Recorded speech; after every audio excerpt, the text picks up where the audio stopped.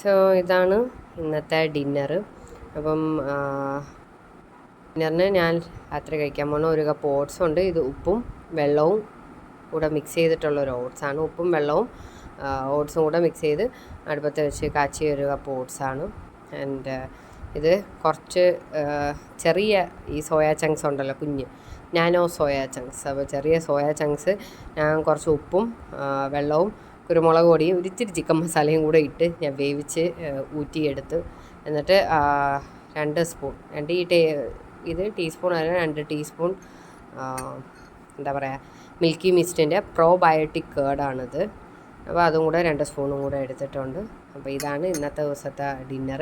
ഞാൻ കൂടുതൽ ഒരു പെർ ഡേ ഞാൻ എല്ലാം ഷൂട്ട് ചെയ്യാൻ വേണ്ടി നിൽക്കുമ്പോഴത്തേക്ക് ഒന്നാമത്തെ കാര്യം ചില സമയത്ത് ഷൂട്ട് ചെയ്യാൻ എനിക്ക് പറ്റാറില്ല.